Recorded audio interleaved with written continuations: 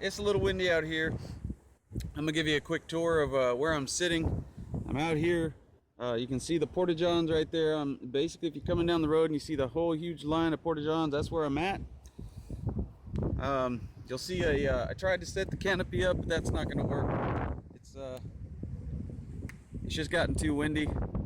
I'm probably just gonna fish the surf a little bit and see what I can do.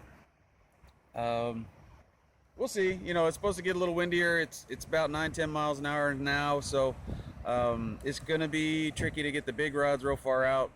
I don't have a kayak or anything, but in this, it'd be so hard to kayak out anyway. So, all right, well, we'll get started and see what we can do.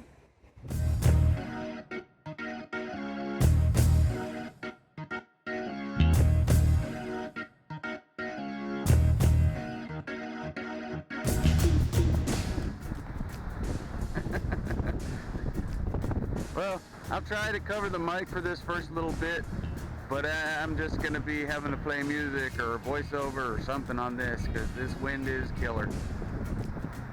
Here we are, out in Galveston, Texas City Dike. I'm going to try and fish it. It's windy, the wind's blowing against my cast.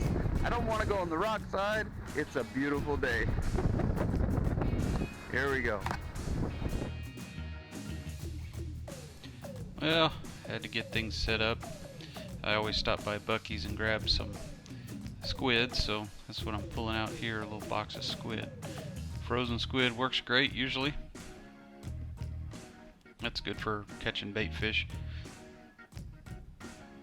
Cut it into little strips, put it on a small hook, throw it out there. It's just as good as fish bites. So because it was a little bit extra windy out today, I did grab some 4-ounce weights here, as you can see, some 4-ounce pyramid weights for the bait rod. Just getting everything set up and try and catch some bait. I was gonna cast net some bait out of the surf, but there just really wasn't any surf bait running around that I could see. There you go, look at that. There's a sharpener that I got. I love that sharpener. It folds up into itself and it works great. I tell you what, a sharp knife when you're cutting fish or squid or anything is just is wonderful. So I got a piece of squid out and cut off the tip. I like starting at the tip, the farthest away from the head, and it's got the kind of a tougher wing material, I guess, skin or whatever you want to call it, and it stays on the hook a lot better. So usually the bait fish are just right out in the first cut, so I really didn't have to go out far into the water. But you can see those rolling waves or just make it hard to do any wade fishing. So I put some poles in the sand there. You can see, just bring it up onto the beach and throw the pole in the sand and let it soak.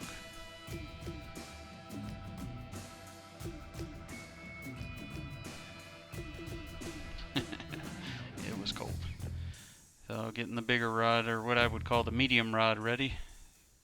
Taking the line out of the line keep, get a hook on that thing and get it out in the surf.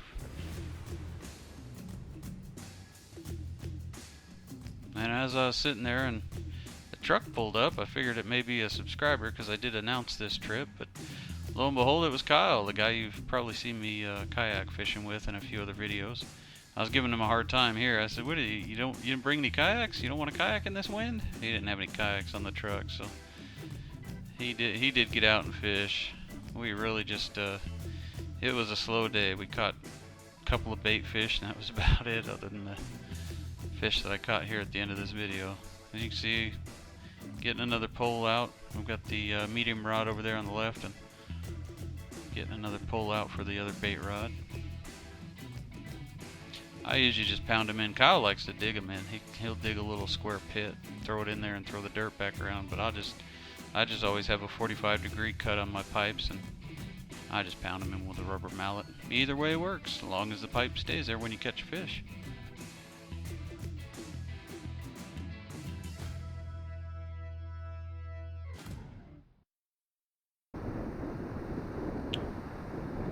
Here we go. Here's some bait.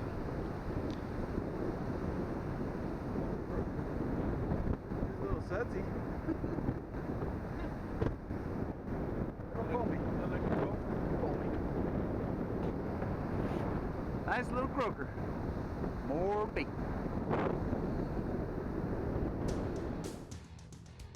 So here you see this is the spider weight that I use. So it pulls in against the sand and just digs in, and what that does, it helps you set your rod tip so it's kind of tight and against, you know, pointed out towards the water.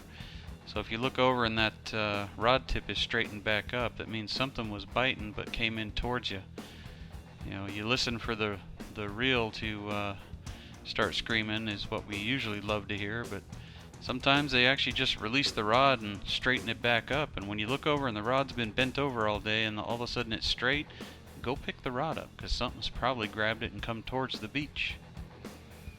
But that grappling style weight kind of gives it a tug and sets that circle hook into the fish's mouth. You can see here, since we couldn't kayak them out, we walked it out up until the shoulders and cast it out as far as it can, and then just walk it back.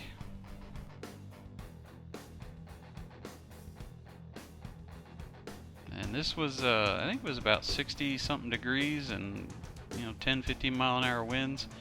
So when you see me come out of the water here, it's definitely a cold way to get the stuff out there out in the water. So, like I said, you just kind of set that hook, that weight into the sand, and get the rod tip bent straight and kind of out towards the water there, and you just wait and watch, and hopefully you see this spool of line just go buzzing and flying.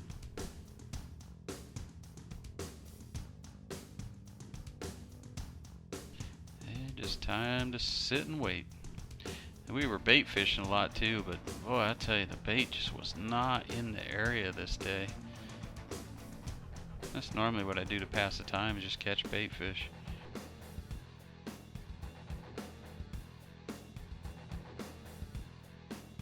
I thought I saw some mullet out in the surf, so I went out to do some investigating. And they were out there, but they were so few and far between. We cast it a few times, but we weren't getting anything.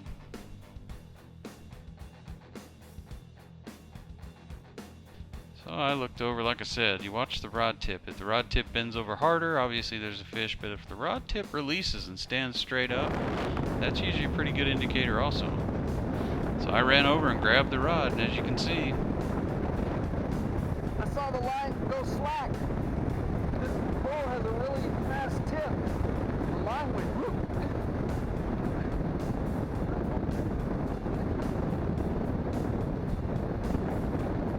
love the feel of that big pull of a big fish on the other end.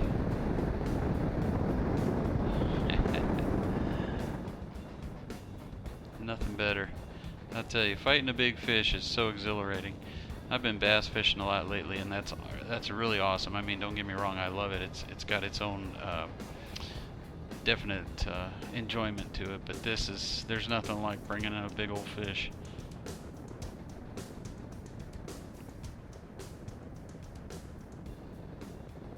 There he is, flipping around in the surf.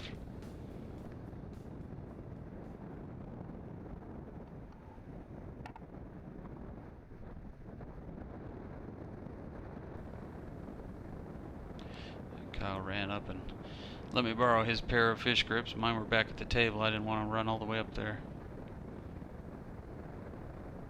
Beautiful red.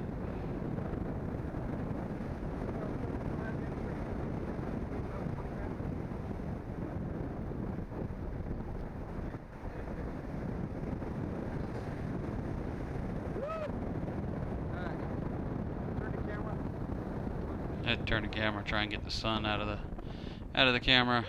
This year, guys, trying to get a new camera this year. 14 and some, it was bouncing around. It would never do a hold tear or so. And here I just cut out the audio. You couldn't even hear me, but I was just letting you know it was a 36-inch fish. Had same dot on both sides, no crazy dots, and he was the 14 pounds. And we're just gonna get a good release here and let this guy go back and breed so we can catch some more next time.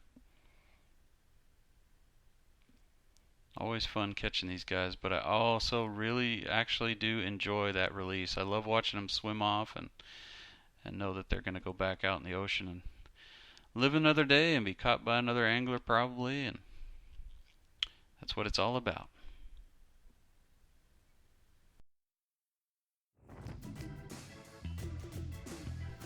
Well, like I always say, guys, you know, if you can't catch a bunch of fish while you're out fishing, at least you catch that one big one and have that fun fight and bring in this big old bull red. I love it. I love catching these bull reds. They get such a good fight. Make sure you guys comment below. Make sure you hit that like button. I appreciate that. And make sure you subscribe so you can catch our next videos as they come out. And we'll see you next time.